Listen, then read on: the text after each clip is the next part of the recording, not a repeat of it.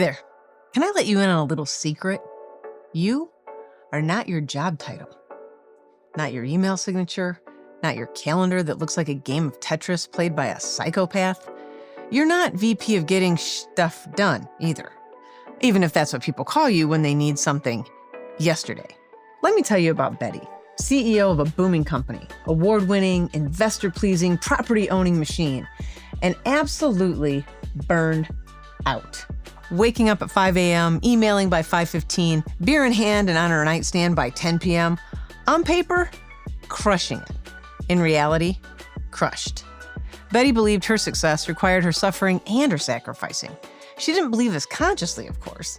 It wasn't that she wanted to sacrifice her well-being, but that was exactly what was happening.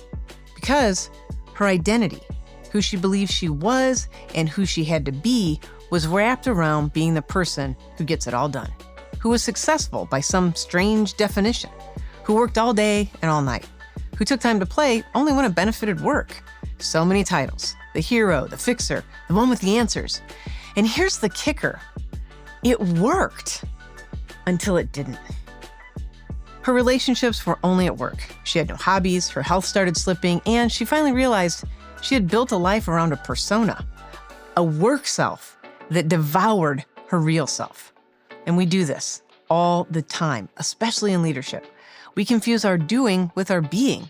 We say, I'm a leader, I'm a performer, I'm the one who keeps this team from falling apart, I'm needed, and I'm important. And slowly, subtly, our worth gets tethered to performance.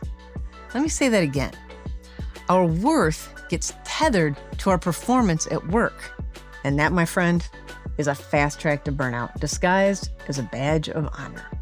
We grind, we hustle, we treat exhaustion like a status symbol. Look how tired I am. I only get 4 hours sleep a night. That's how important I must be.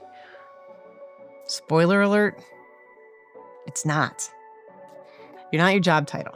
You're not your inbox. You're not your revenue numbers. And you're definitely not the number of meetings you survived this week.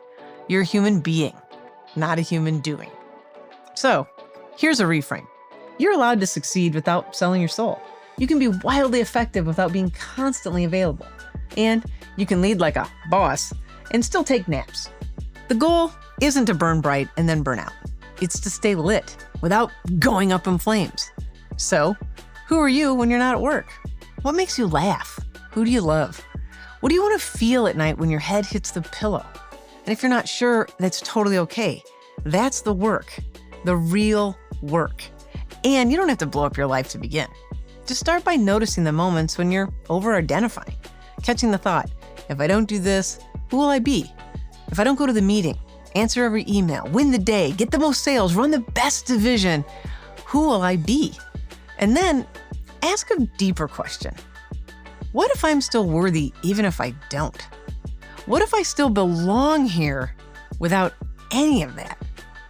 Yes, these are big questions, I know, because I've had to sit with them myself and ask them over and over and feel the cost to my own health when I was forgetting who I really was in the world and that I didn't have to do anything to belong here. If you want to explore more ways to escape the burnout trap, you can download my free white paper on executive burnout.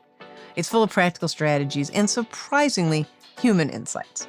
Oh, and if you want to know more about Betty and how to align your relationship to money, time, your identity, friendships, and the unknown at work and at home, you might want to also check out my book, Waking Up a Leader, The 5 Relationships of Success.